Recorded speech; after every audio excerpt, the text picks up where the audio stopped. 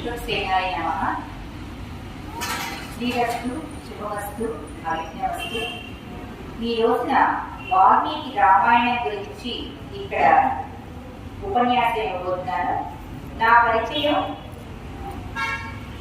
మా మామగారు సంరక్షణ ఘనాపాటి, వేద విద్యా విశారద, వేదశాస్త్ర ధురీణ, వేదశాస్త్ర పారావర చక్రవర్తి శ్రీమాన్ పొడిచెర్ల పాండురంగాచార్యులు గారు.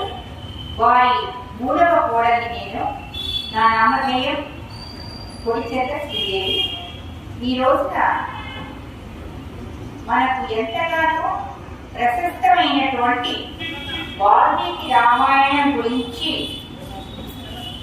తిరుమల తిరుపతి దేవస్థాన సన్నిధిలో ఉన్నటువంటి, వారి ఆధ్వర్యంలో ఉన్నటువంటి శ్రీ వెంకటేశ్వర స్వామి దేవాలయ పుణ్యక్షేత్రంలో మనం ఈ రోజున వాల్మీకి విరచితమైనటువంటి శ్రీమద్ రామాయణాన్ని గురించి తెలుసుకోబోతున్నాము.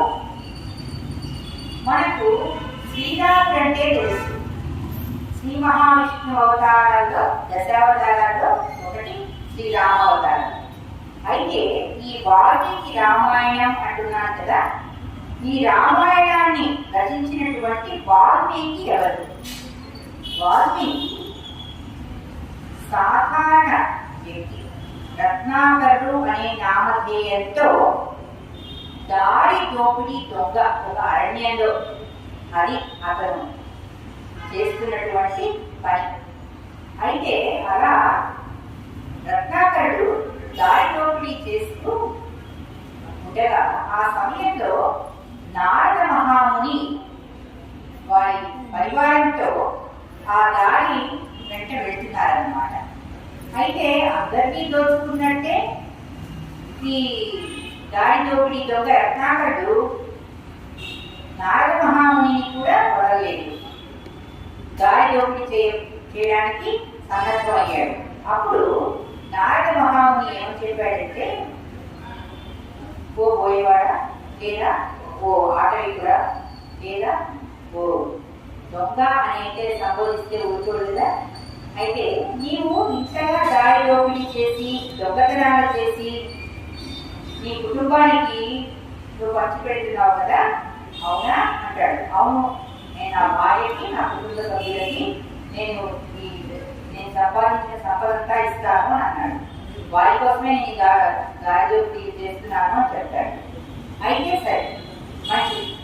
ఇప్పుడు నువ్వు ఏవైతే సంపాదన చేస్తున్నావో ఈ రకంగా దారి దోపిడీ చేయటం అనేది ఒక పాప కృత్యం.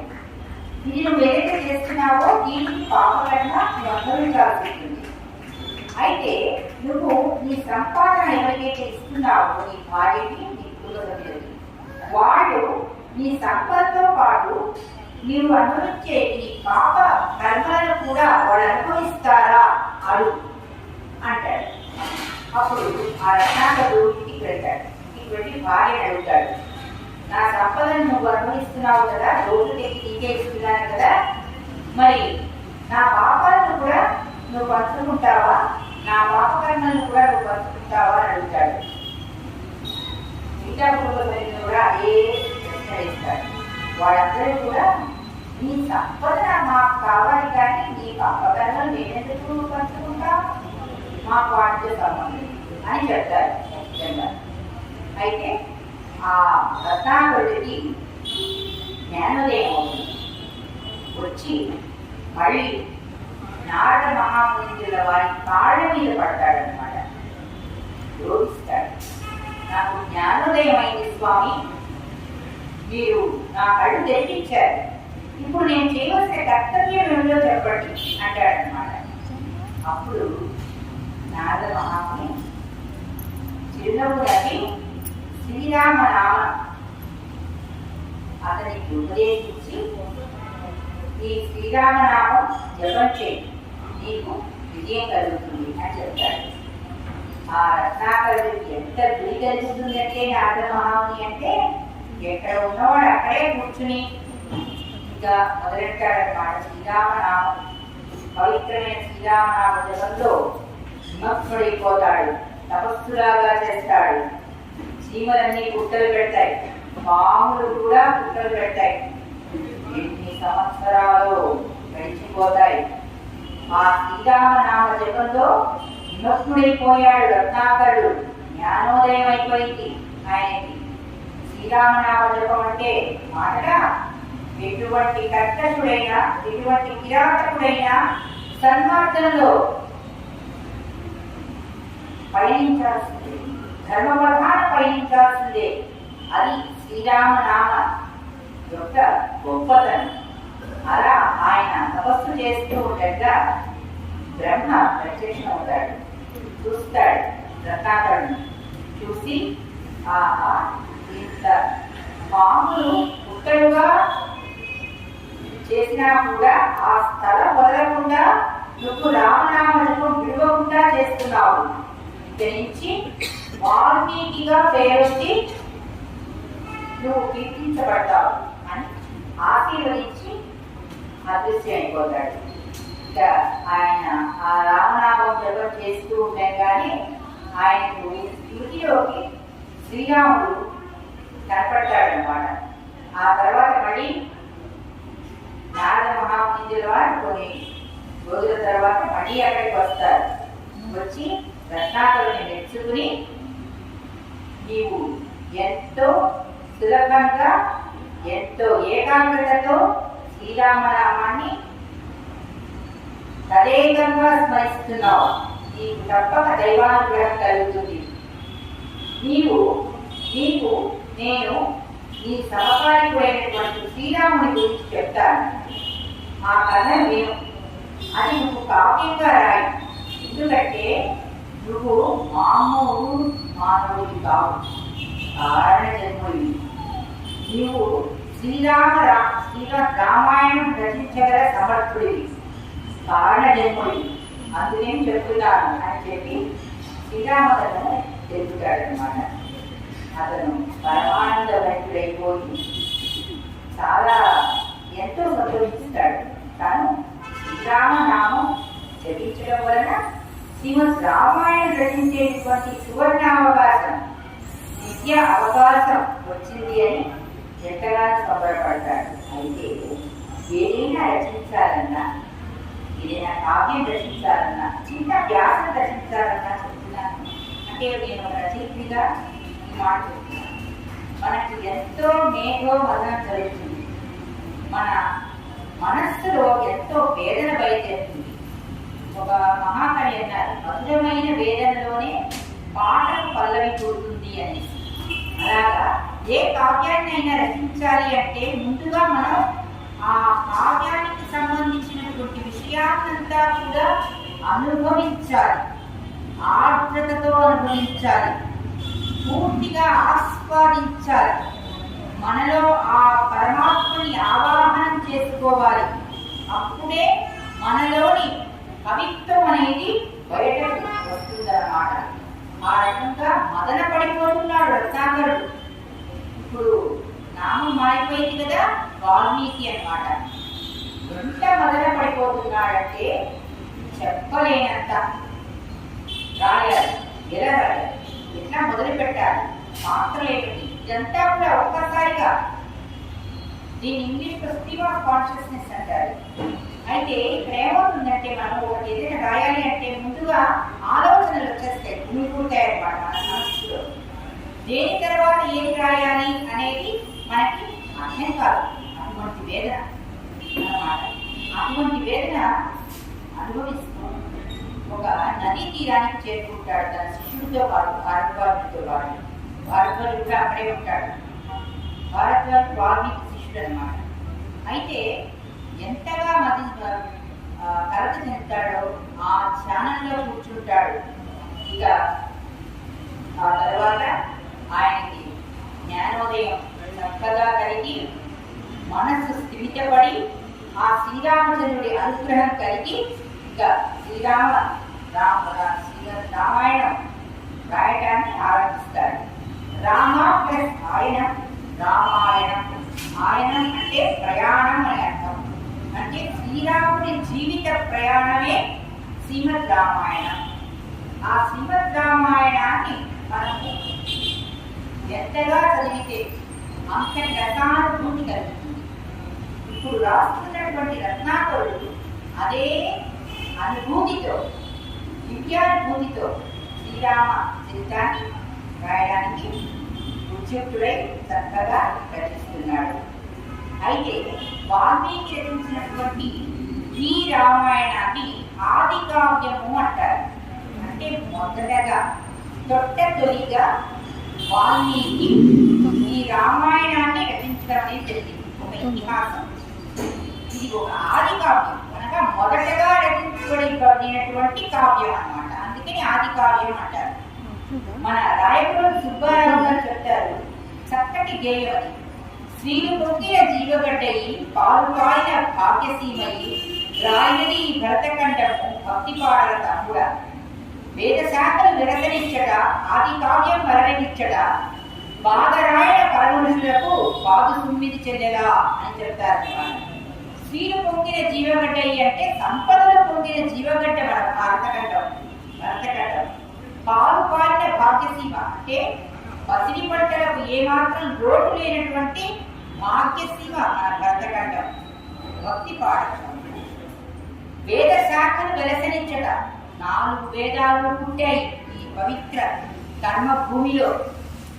అర్థమైందా? అలాగే ఆది కావ్యం వరనిచ్చట అన్నారు. అంటే ఆది కావ్యము ప్లస్ అలరినిచ్చుట అంటే ఆది కావ్యం వరనిచ్చుట. మధ్యాహ్నప్పుడు సంధి ప్రయోగాలు ఉంటాయి కదా, అదనమాట. ఆది కావ్యం అంటే రామాయణం అలరినిచ్చుట. బాధరాయణ పరమపురుషులకు, బాధరాయణుడు అంటే వేదవ్యాసుడు. ఆయన బదిలీ నది ప్రాంతంలో పుట్టాడు కాబట్టి ఆయనకి బాధరాయణుడు అనేటువంటి పేరు వచ్చిందనమాట. బాధరాయణ వేదవ్యాసుడు. ఆయన గురించి రేపు చెప్పుకుందాం మహాభారతం గురించి చెప్పుకునేటప్పుడు, ఎందుకంటే మహాభారతం రాసింది వేదవ్యాసుడు. అయితే బాధరాయణ పరమపురుషులకు పాల్గొంటుందా అటువంటి మహాత్ములందరూ కూడా పుట్టినటువంటి కర్మభూమి, సనాతన ధర్మం చక్కగా దేదీప్యమానంగా వెలిగేటటువంటి పుణ్యభూమి మన భారతదేశం. 4 వేదాలు ఉంటాయి, అష్టాదశ పురాణాలు, వేదాంగాలు. ఈ క్రమంలో రత్నాకరుడు వాల్మీకి వేదాంగాలను అభ్యసించాడు. అతని శిష్యవర్గానికి వాటిని బోధించాడు. ఇంతటి పుణ్యకార్యం చేస్తున్నాడు ఆయన. ఈ రామాయణాన్ని ఆయన 7 కాండాలుగా రాయడం జరిగింది. కాండము అంటే అధ్యాయం అంటారు, ఇంగ్లీష్లో చాప్టర్ అంటారు. అలా అధ్యాయాలుగా ఆయన విభజించి రాయడం జరిగింది. ముందుగా బాలకాండ చెప్పేటప్పుడు ముందుగా మనం ఇక్ష్వాకువంశం గురించి తెలుసుకోవాల్సి ఉంటుంది. ఇక్ష్వా అంటే ఇక్ష్వాకు అంటే ఏంటండి, జటిలంగా ఉంది పదం అంటాం, కానీ ఇక్ష్వా అంటే చెరకు అని అర్థం. చెరకు ఎంత విద్యగా ఉంటుందో ఇక్ష్వాకుల వంశీయుల చరిత్రను వింటే కూడా అంతే తీయనైనటువంటి మధురానుభూతి మనకు కలుగుతుంది. ఎందుకంటే వారు ధర్మపథాన్ని నడిచిన వారు, ధర్మము తప్పని వారు, ఇక్ష్వాకు వంశం వారు. వారిని సూర్యవంశీయులు అని కూడా అంటాం. ఆ తరువాత ఇక్ష్వాకు వంశంలో పుట్టినటువంటి రఘువు అనే ఆయన ఎన్నో పుణ్యకార్యాలు చేసి అనంత కీర్తిని గడించాడు. అందుకని ఆ తర్వాత ఇక్ష్వాకువంశం రఘువంశం అనే నామంతో పిలువబడింది అన్నమాట. అటువంటి రఘువంశంలో పుట్టినటువంటి ఎంతో మంది పుణ్యాత్ములు ఉన్నారు. అందులో సగరుడు ఎంతో మంది, ఎన్నో రకాలుగా చెప్పుకోవచ్చు. అయితే అందులో జన్మించినటువంటి దశరథ మహారాజు కోసల దేశాన్ని పరిపాలించాడు. ఆయన ఒకసారి అశ్వమేధ యాగం జరపాలని నిర్ణయించుకుని ఆయన అశ్వమేధ యాగం జరుపుతున్నాడు. ఆయనకు మంత్రులు ఉన్నారు, 8 మంది మంత్రులు. వాళ్ళు వేదోపనిషత్తులు, ఎన్నో శాస్త్రాలు చదివినటువంటి ఉద్దండ పండితులు. అలాగే ఆయన గురువు ఎవరయ్యా అంటే వశిష్ఠ మహాముని. వీరందరి ఆజ్ఞ మేరకు ఆయన దుష్యశృంగుడు అనేటువంటి ఆయన ఈ యజ్ఞాన్ని చేయడానికి అర్హుడైన మనిషి అని గ్రహించి పుష్యశృంగుల వారిని అక్కడికి రప్పిస్తారు. ఆ రకంగా అశ్వమేధ యాగం నిర్విఘ్నంగా కొనసాగుతుంది. ఆ తర్వాత ఏమవుతుందంటే ఈయనకు పిల్లలు ఉంటారు. దశరథుడు ఆయనకు ఆ బాధ ఎంతగానో ఉంటుంది. ఆ బాధను పుష్యశృంగుల వారికి ఇతర మంత్రులకు వశిష్ఠ మహామునికి తెలియజేయ, స్వామి మీరు పుత్రకామేష్టి యాగం చేస్తే ఈ ఆశ నెరవేరుతుంది అని చెప్తాడు. అప్పుడు దశరథ మహారాజు పుత్రకామేష్టి యాగం చేసి జరుగుతుంది. ఆ యజ్ఞం జరుగుతూ ఉండగా అందులోంచి ఒక మహా దేదీప్య కాంతులతో ఒక భూతం ప్రత్యక్షమవుతుంది. ఆ భూతం ఒక వెండి కలశాన్ని, వెండి మూట ఉంటుంది, బంగారు కలశం కాకపోతే ఆ కలశంతో ప్రత్యక్షమై దశరథ మహారాజు ఉద్దేశించి, మహారాజా ఈ కలశంలో మధురమైనటువంటి పాయసం ఉంది. ఈ పాయసాన్ని నువ్వు ఈ ముగ్గురు రాములకు ఇప్పుడు వాళ్ళు గర్భం దాగుతారు, మీకు పుత్రులు కలుగుతారు అని ఇచ్చి ఆ భూతం అంతర్ప్రాణమవుతుంది. అయితే దశరథ మహారాజు ఆ భూతం చెప్పినట్టు విధంగా ఆ కలశాన్ని తీసుకుని అంతఃపురానికి వెళ్ళి ఆయనకు ముగ్గురు రాణులు కౌసల్య, సుమిత్ర, కైకేయి పాయసాన్ని తీసుకెళ్ళి కౌసల్యకు సగం ఇస్తారు. ఆ తర్వాత సుమిత్రకు ఆ మిగతా సగంలో సగమిస్తారు. ఆ తర్వాత మూడవ భార్య కైకేయికి ఆ మిగిలిన భాగంలో సగమే ఇస్తారు. ఆ మిగిలిన కడవ భాగం ఉంటే మళ్ళీ ఇస్తారు. ఈ రకంగా చేయడంలో కూడా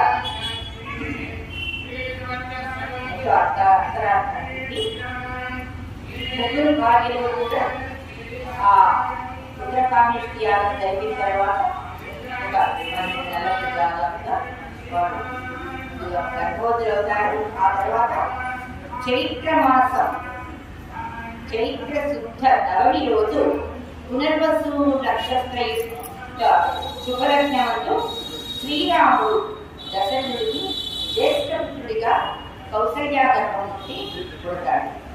ఆ తర్వాత పుష్యమి నక్షత్రమునందు సుమిత్రకు పుష్యమి నక్షత్రమందు కైకేయికి భరతుడు పుడతాడు. అలాగే ఆశ్లేష నక్షత్ర లగ్నమందు లక్ష్మణ శత్రుఘ్నుడు సుమిత్రకు పుడతారన్నమాట. ఈ రకంగా నలుగురు కుమారులు దశరథ మహారాజుని జన్మిస్తారు. ఆయన ఎంతో ఆనందిస్తాడు. పుత్రకామేష్టి యాగం జరగడం వలన ఆయన కుమారుడు కలిగారు. వాళ్ళు వంశోద్ధారకులు. వాళ్ళని చూసి ఎంతగానో ఈ మహారాజు ఆ మహారాణులు ఎంతగానో మురిసిపోతారు. వారు చక్కగా పెరిగి పెద్దవాళ్ళు అవుతూ ఉంటారు. విద్యాభ్యాసాలు నేర్చుకుంటారు. చక్కటి వీళ్ళు ఎక్కువ పెట్టడం, చక్కటి ధను విద్యా పారగతులు అవుతారు. అలాగే సకల విద్యలు నేర్చుకుంటూ యవనవంతులు అవుతారన్నమాట. ఇక దశరథ మహారాజుకి వీరికి వివాహం చేయాలనేటువంటి తలంపు వస్తుందన్నమాట. అందుకని వారు ఆయన రాజగురు అయిన వశిష్ఠుడితో మరియు ఇతర మంత్రివర్యులు ఉంటారు కదా, వాళ్ళందరితో కూర్చుని చర్చిద్దామని అనుకుంటూ ఉంటే ఈలోగా విశ్వామిత్రుల వారు అయోధ్య నగరికి వస్తారు. భటుల ద్వారా విషయం తెలుసుకున్న దశరథ మహారాజు ఆ విశ్వామిత్రుడికి ఎదురేగి అర్ఘ్యపాద్యాలు సమర్పించి పూజించి స్వాగత సన్నాహాలు చేసి రాజసభను రప్పించి కూర్చోబెట్టి వారిని కుశల ప్రశ్నలు వేసి, స్వామి మీరు ఊరికే రాదు, ఏదో కార్యంపై వచ్చి ఉంటారు, నాకు ఆ కార్యం ఏదో సెలవిస్తే నేను మీ ఆజ్ఞను శిరసావహిస్తాను అని వినయంగా అడుగుతాడు. అప్పుడు విశ్వామిత్రుడు సంతోషించి, దశరథ మహారాజా నేను ఒక యాగం తలపెట్టాను. అయితే ఆ యాగానికి మారీచుడు ఇంకొకరు ఇద్దరు రాక్షసులు అడ్డుపడుతున్నారు. నన్ను నా యాగం సవ్యంగా చేయనివ్వట్లేదు. అందుకు రక్షగా నాకు నీ కుమారుని పంపించు.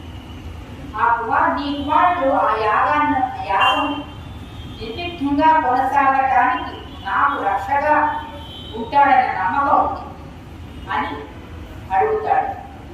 వెంటనే దశరథ మహారాజుకి కొంచెం భయం వేస్తుంది, బాధ వేస్తుంది.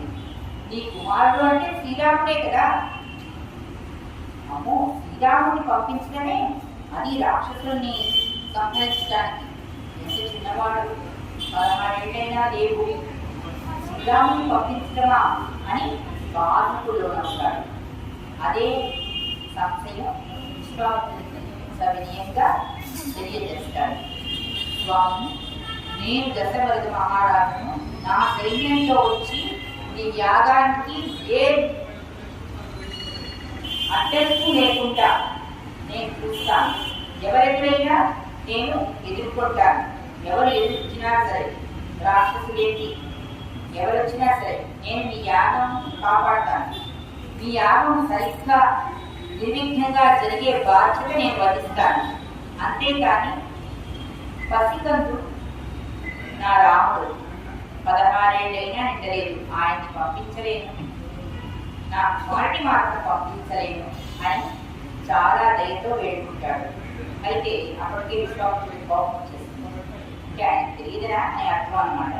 ఈ లోపల వశిష్ఠుల వారు కలగజేసుకుని మహారాజు దగ్గరికి వచ్చి, దశరథ మహారాజు ఏమనుకుంటున్నావు? ఆ వచ్చినది ఎవరనుకుంటున్నావు? విశ్వామిత్ర మహర్షి, ఆయన బ్రహ్మర్షి, రాజర్షి. ఏమనుకుంటున్నావు?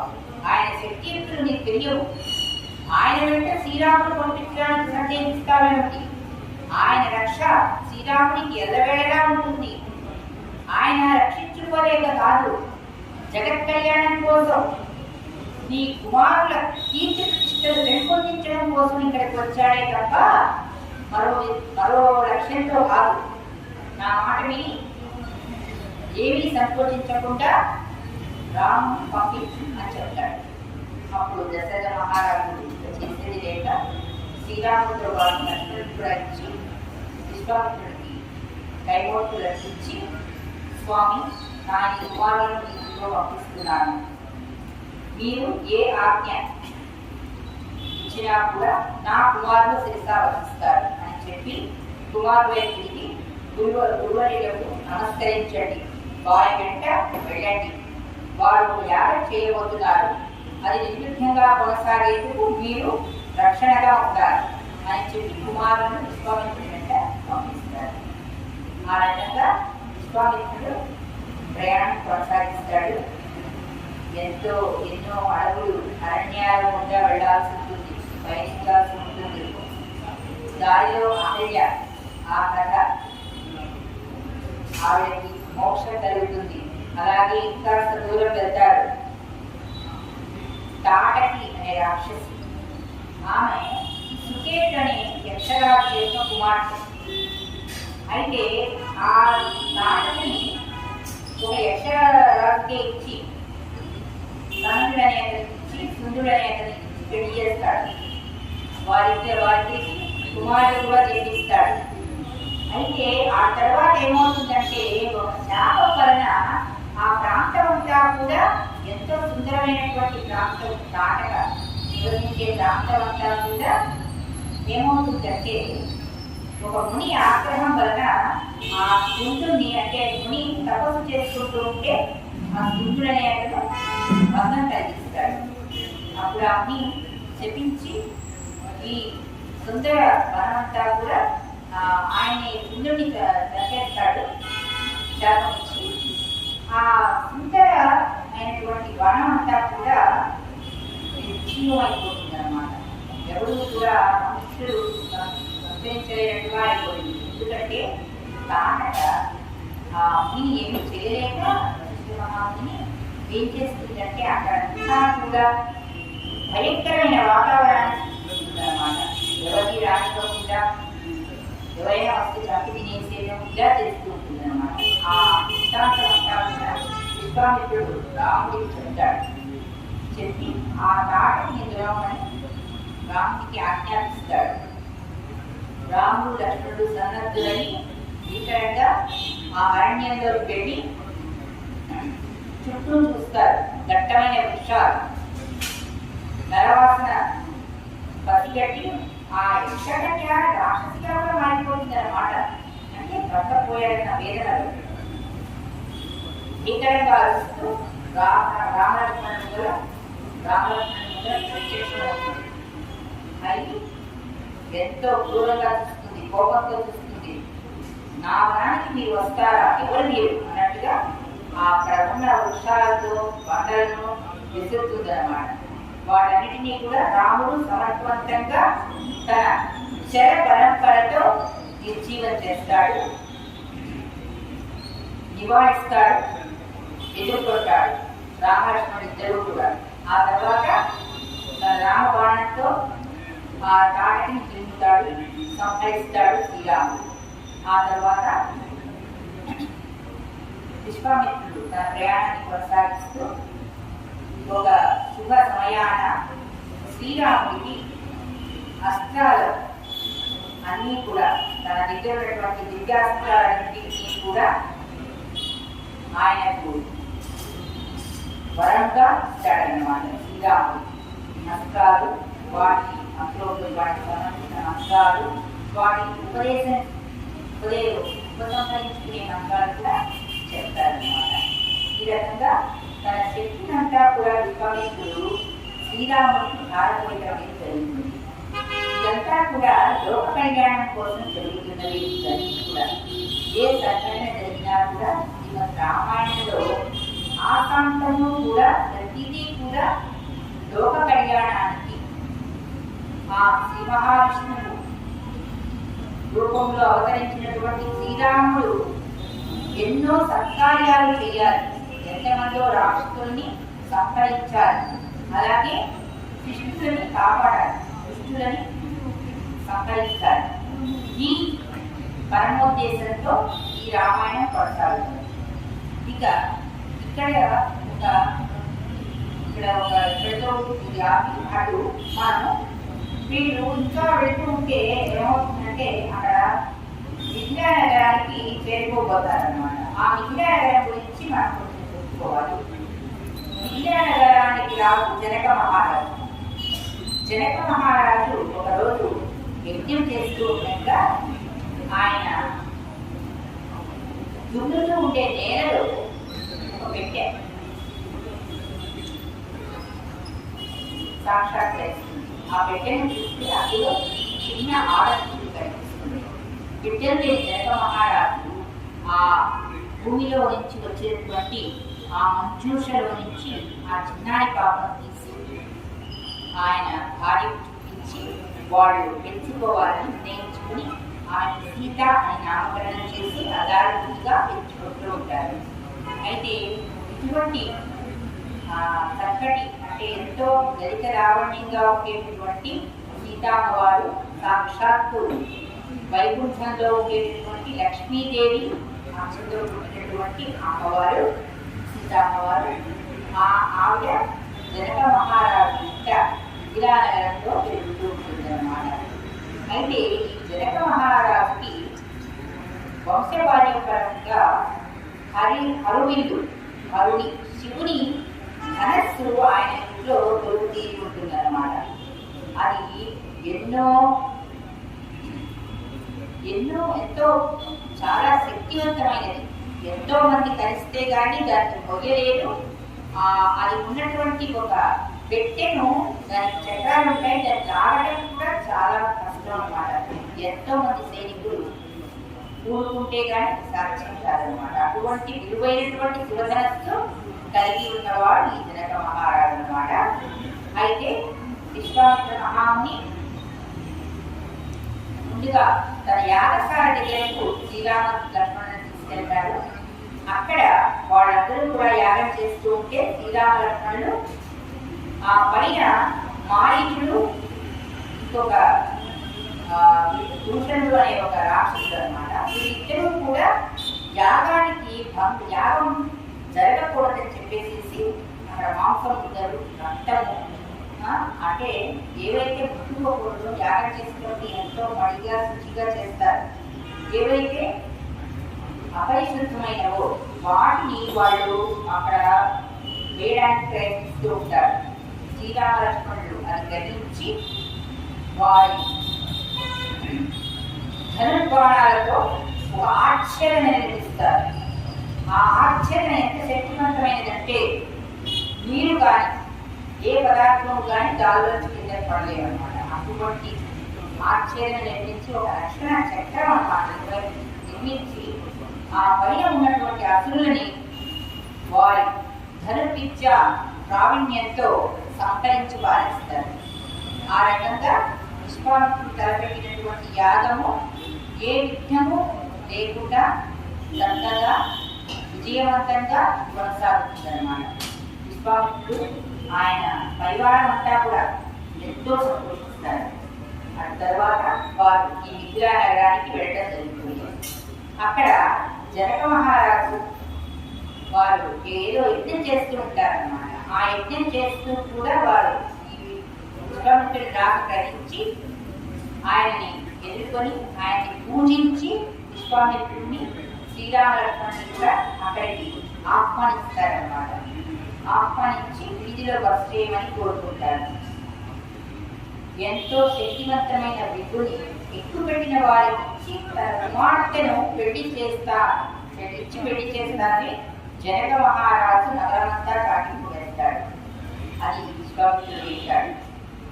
విని జనక మహారాజు నిర్మించి ఆ శివధనస్సును ఎక్కుపెట్టగలిగిన వాడు ఎవరో నాకు తెలుసు, నీవు ఇలా ప్రకటన చేస్తావుగా, స్వయంవరం కొనసాగించు అని చెప్పి తర్వాత శ్రీరాముడి దగ్గరికి వెళ్ళి వత్స నీవు ఆ ధనస్సును ఎక్కుపెట్టగలవు, సీతను చేపట్టగలిగిన వాడిని నీవే అని చెప్తాడన్నమాట. ఎంతో మంది రాజులు వచ్చి శివధనస్సును ఎక్కుపెట్టడానికి ప్రయత్నించి భంగపడి వెళ్ళిపోతారు. చివరిగా శ్రీరామచంద్రుడు వినయంగా సవినయంగా విశ్వామిత్రునికి వందనం సమర్పించి వెళ్ళి ఎడమ చేతితో ఇల్లు మధ్యలోని భాగం ఇలా పట్టుకొని బలంగా దాన్ని ఎక్కుపెట్టి ఆ అరువిల్లుని ఈ తాడు తగిలించి బాణాన్ని ఎక్కుపెట్టాడు. పెడమని ఆ శివధనస్సు ఒక్కసారిగా విరిగి పడుతుంది అన్నమాట. ఎక్కుపెట్టిన వాడెవరు? శ్రీరామచంద్రుడు, అనగా సాక్షాత్ శ్రీ మహావిష్ణుడు యొక్క అవతారం. ఎక్కుపెట్టినది ఏమిటి? శివధనస్సు. శివకేశములు అభేదము కదా. ఇక ఆ సుందర రూపాన్ని చూడటానికి జనులంతా కూడా తరలి వస్తారు. ఆ శివధనస్సును విరిచినటువంటి రాముణ్ణి అందరూ కొనియాడతారు.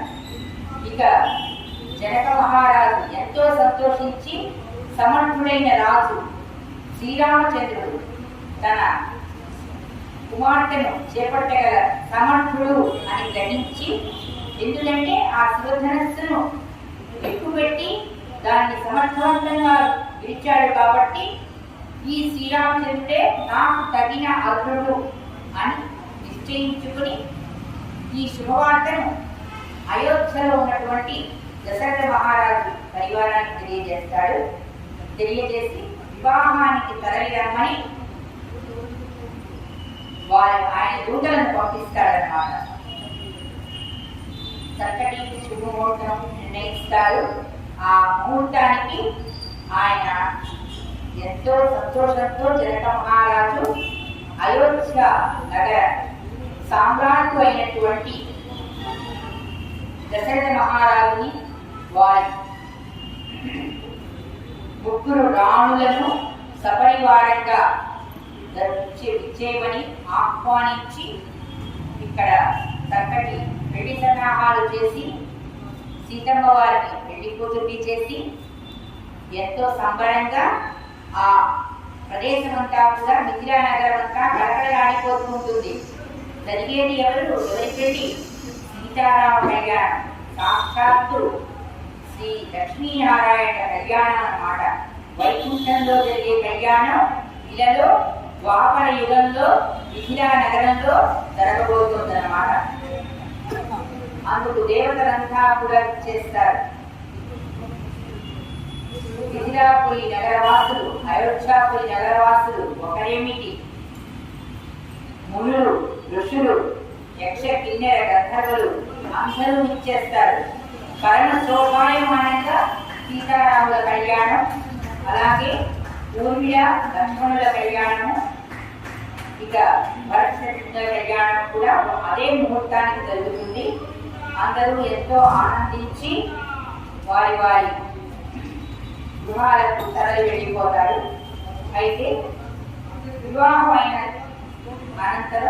జరిగిన అనంతరం విశ్వామిత్ర మహాముని జనక మహారాజు దశరథ మహారాజు దగ్గర సెలవు తీసుకుని తన దారిని తను వెళ్ళిపోతాడు.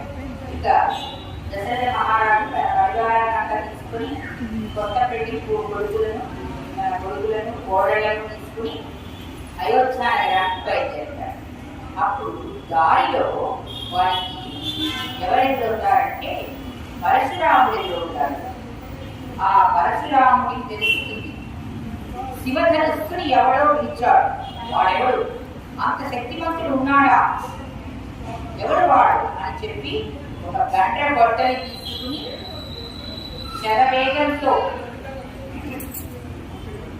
విష్ణు ధనువుని చేపట్టిన పరశురాముడు ఎదురుగా వస్తాడు. వీళ్ళంతా చక్కగా వివాహం చేసుకున్న సంతోషంలో అయోధ్యాపురికి తిరిగి వెళ్ళే పయనంలో ఉంటారు. ఎదురుగా గోపాగ్నితో పరశురాముడు ఎదురవుతాడు. దశరథ మహారాజు వణికిపోతాడు. గద్దరస్వరంతో, స్వామి ఏమిటి ఈ ఆవేశానికి కారణం ఏమిటి స్వామి, ఈ రకంగా రూపం దాల్చారే, కారణం ఏమిటో సెలవీయండి, మా వలన ఏదైనా తప్పైతే క్షమించండి, నేను అది సరిదిద్దుకుంటాను అని వినయంగా మనవి చేసుకుంటాడు. అయితే పరశురాముడు ఊరుకుంటాడా? లేదు, శివధనస్సును పిలిచాడు, ఎవరతను, నాకు కనిపించాలి, ఇప్పుడు నేను చూడాలి అంటాడు. శ్రీరాముడు ఎంతో వినయంగా పరశురాముడి ముందర నించుని నేనే ఆ శివధనస్సును పిలిచింది అని చెప్తాడు. ఓహో, అంతటి మనవాడివా, నిన్ను చూస్తే ముట్టలేస్తోంది, చాలా కౌమార దశలో ఉన్నావు, నీకు ఇది సాధ్యమైందా, నిన్ను చూస్తే నాకు ఏదో అనుభూతి కలుగుతోంది, సరే ఈ విష్ణులను కూడా ఎక్కువ పెట్టగలవేమో చూడు అని చెప్పి తన చేతిలో ఉన్నటువంటి విష్ణులను ముందుకు పెడతాడు. శ్రీరాముడు సవినయంగా నమస్కరించి నిశ్చల మనస్కుడై ఆ విష్ణుధనమును చేతపడతాడు. చేతపడి దాన్ని ఎక్కువ పెట్టి దాన్ని కూడా దేశానికి ఉద్యుక్తుడవుతాడు. పరశురాముడు సంబరపడిపోతాడు. ఆహా, శ్రీరామ, నిన్ను ఇన్నాళ్లకు కాంచితిని, నా జన్మ ధన్యమైంది, నీవేమిటో నాకు తెలుసు, నీ శక్తి ఏమిటో నాకు తెలుసు, ఈ విష్ణులను నువ్వు ఎక్కువ పెట్టినప్పుడే నాకు అర్థమైంది నీ శక్తి సామర్థ్యాలు ఏమిటో, నిన్ను ఎంతో ప్రశంసిస్తున్నాను నాయన, నీకు అన్ని విజయాలే కలుగుగాక, నీ జయోస్తు అని చెప్పి పరశురాముడు వెళ్ళిపోతాడు. అన్నమాట అయోధ్యావాసులంతా దశరథ మహారాజులు, శ్రీరాముడు, భరతుడు, లక్ష్మణ శత్రుఘ్నుడు వారి భార్యలతో అయోధ్య నగరానికి తరలి వెళ్తారు. ఎంతో కాలం వాళ్ళు చాలా సంతోషంగా ఉంటారు. చక్కటి ఎంతో దేదీప్యమానంగా అయోధ్య నగరం అంతా కూడా వెలివేసి ప్రజలందరూ కూడా ఎంతో ఆనందోత్సాహాలు జరుపుకుంటూ సీతారాములు కళ్యాణం తీసుకుని వచ్చారని ఎంతో ఆనందంగా వాళ్ళు పండుగలు తీసుకుంటూ ఉంటారు. అటువంటి తరుణంలో, ఎంతో మంచి తరుణంలో దశరథ మహారాజుకి ఒక కోరిక ఉంటుంది. ఆయన మంత్రివర్గులందరినీ పిలిచి, కుల గురువైనటువంటి వశిష్ఠ మహాముని కూడా పిలిచి, అయ్యా స్వామి, నాకు వృద్ధాప్యం కనిపించింది, ఇక నేను ఈ రాజ్యభారం మోయలేను. అందుకని నా జ్యేష్ఠ కుమారుడైనటువంటి శ్రీరామచంద్రుడికి పట్టాభిషేకం చేయాలని నిర్ణయించాను. మీ అందరి అభిప్రాయాలు తెలుసుకోవాల్సిందిగా కోరుతారు. అప్పుడు మంత్రివర్యులందరూ కూడా అక్కడ ఎంతో ఆనందించి అందుకు సమ్మతిస్తారు. వశిష్ఠ మహాముని కూడా చక్కటి నిర్ణయం తీసుకున్నావు దశరథ మహారాజా, ఇంతకంటే లోక కళ్యాణానికి ఇంకొక మార్గం ఉంటుందా? చాలా మంచి పని చేస్తున్నావు, చక్కటి సంకల్పం, చేవు కలుగుగాక అని అందరూ ఆశీర్వదిస్తారు. దశరథ మహారాజు పరమానంద భరితుడై నగరమంతా చాటించి తన రాణుల దగ్గరకు వెళతాడు. ముందుగా కౌసల్య దగ్గరికి వెళ్ళి శ్రీరామ పట్టాభిషేకం వార్త వినిపించగానే కౌసల్య ఎంతో ఆనందిస్తుంది. అలాగే సుమిత్ర దగ్గరికి వెళ్ళి చెప్తే ఆమె కూడా శ్రీరాముడికి పట్టాభిషేకం అంటే ఎంతో సంతోషిస్తుంది. ఈ లోపల అంతఃపుర కాంతల ద్వారా వార్త విన్నటువంటి కైకేయి ఆంతరంగిక దాసి అయినటువంటి మంథర కూడా ఈ మాట వింటుందన్నమాట. ఈ శుభ వార్త విని చాలా తలెత్తుతుంది. ఎందుకంటే మంథరకి శ్రీరాముడికి పట్టాభిషేకం చేయడం ఇష్టం లేదు. అదేదో తన రాణి అయినటువంటి కైకేయ కుమారుడు భరతుడికి పట్టాభిషేకం చేస్తే బాగుంటుందని చెప్పేసి ఆమె ఆ రకంగా ఒక దుష్టతనంకు రాగానే కైకేయిని సమీపించి, అమ్మ కైకేయి, ఏమిటి అలా నింపాదిగా ఉన్నావు? ఏం జరుగుతుందో తెలుసా? మన అయోధ్యలో ఏం జరుగుతుందో తెలుసా? శ్రీరాముడికి పట్టాభిషేకం అంట. ఇదేమైనా బాగుందా? దశరథ మహారాజుకి ఇష్టత పేరుకు నీ కుమారుడికి పట్టాభిషేకం చేయాలి, కానీ శ్రీరాముడికి ఏమిటి పట్టాభిషేకం చేయడం? మర్చిపోయావేమో, గతంలో దశరథ మహారాజు యుద్ధం చేస్తున్నప్పుడు నువ్వు ఆయన ప్రాణాలు కాపాడు. రథచక్రం విరిగిపోతుంటే నీ చిటికెన పేరు పెట్టి నీ భర్త ప్రాణాలు కాపాడాడు. ఆయన నీ భర్తే కాదు, ఈ రాజ్యానికి రాజు కూడా. ఆయన ప్రాణాలు కాపాడావు. అప్పుడు నీ భర్త నీకు 2 వరాలు ఇచ్చాడు తెలుసా? ఏమిటా వరాలు? 2 వరాలు ఇచ్చాడు. అప్పుడు నువ్వేమన్నావు? ఈ 2 వరాలు నాకు ఇప్పుడు అక్కర్లేదు స్వామి, నేను సమయం వచ్చినప్పుడు అడుగుతాను అని అన్నావు. చూస్తుందా, ఇప్పుడు ఆ సమయం వచ్చింది. విను, నీ భర్త వస్తాడు, నీకు శ్రీరామ పట్టాభిషేకం గురించి చెప్తాడు ఎంతో సంబరంగా. సంబరపడేవుమా, సంబరపడకు. ఇది నీ కుమారుడికి జరగట్లేదు, ఈ సవితి కౌసల్య కుమారుడికి జరుగుతోంది. ఇప్పుడు జరగాల్సింది ఏమిటి? ఈ కన్న కొడుకు భరతుడికి పట్టాభిషేకం జరగాలన్నమాట. అందుకని నువ్వు దశరథ మహారాజుని భావించు. 2 వరాలుగా భరతుడికి పట్టాభిషేకం చేయాలని కోరు, మొదటి వరం. 2వ వరంగా శ్రీరాముని 14 ఏళ్ళు వనవాసానికి పంపించాలని కూడా కోరు. ఈ 2 వరాలు కోరితే నీకు, ఈ కొడుక్కి ఇంకా ఎవరికి తరలించవలసిన అవసరం లేదు. ఈ కొడుకు చక్రవర్తి అవుతాడు, నీవు ఆ చక్రవర్తికి రాజమాత అవుతావు. ఇదే రాజ్యం, నా మాట విను, ఈ రకంగా అని చెప్పి కైకి మనసు పాడు చేస్తుంది.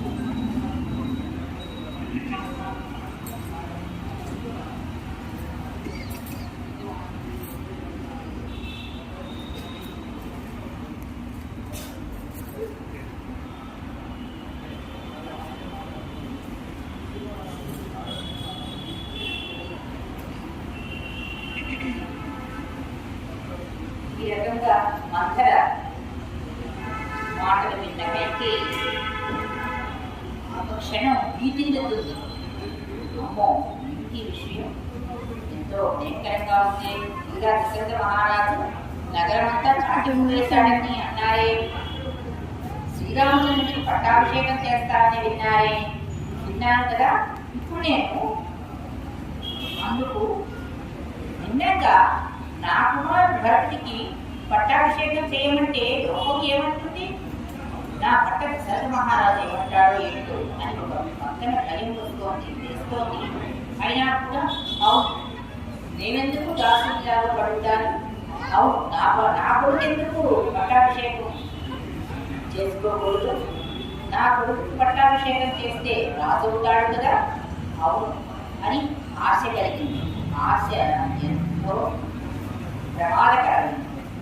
కొన్ని అత్యాశలో అంటాము, ఇవి కనుక మనిషికి కలిగితే మనస్సుని పాడు చేసి ఆ మనిషికి ఉండే వివేకాన్ని చంపేస్తాయి, ఆ మనిషిలో ఉండే కోపాన్ని రెచ్చగొడతాయి.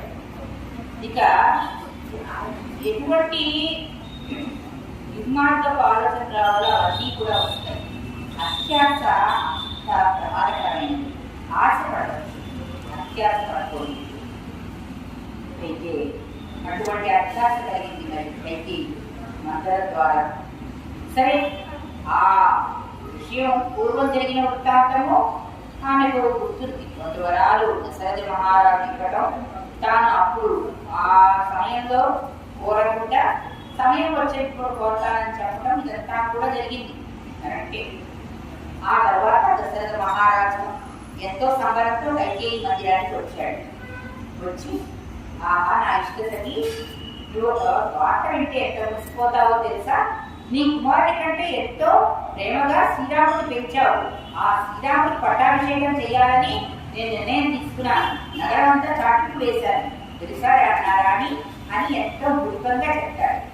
కానీ కైకేయి మాత్రం ఎంతో క్రోధంగా భర్త కేసు చూసి, లేదు ఇలా జరగడానికి వీలేదు, పట్టాభిషేకం నా కుమారుడు భరతుడికే జరగాలి, శ్రీరాముడికి జరిగితే నాకెందుకు ఆనందం ఉంటుంది. అయినా స్వామి మీరు వచ్చారా, గతంలో నాకు 2 వరాలు ఇచ్చారు, అప్పుడు నేను ఆ వరాలు మిమ్మల్ని కోరలేదు, ఇప్పుడు సమయం వచ్చింది, ఇప్పుడు కోరుతున్నాను. విశ్వావంశం వారు, సూర్యవంశం వారు, మీరు ఆడిన మాట తప్పరు, ఆ 2 వరాలు ఇప్పుడు కోరుతున్నాను, ఇప్పుడు తీర్చవలసిందే మీరు అని చెప్పి మొదటి వరంగా నా కన్న కొడుకు భరతుడికి పట్టాభిషేకం చేయవాలి, తరువాత 2వ వరంగా 14 ఏళ్ళు శ్రీరాముడు వనవాసం చేయాలి. ఇవి 2 నేను వరంగా అడుగుతున్నాను, మీరు నాకు తీర్చవలసిందే అని మొక్కుబడి పడుతుంది. దశరథుడు నిర్ఘాంతపోతాడు, ఆశ్చర్యపోతాడు, భయపడతాడు. దీనికి నా ఇష్టసఖి కైకేయి ఇటువంటి కోరిక కోరుతుందా, శ్రీరాముడికి పట్టాభిషేకం చేస్తాను అంటే ఎంతో సంతోషిస్తుంది అనుకున్నానే,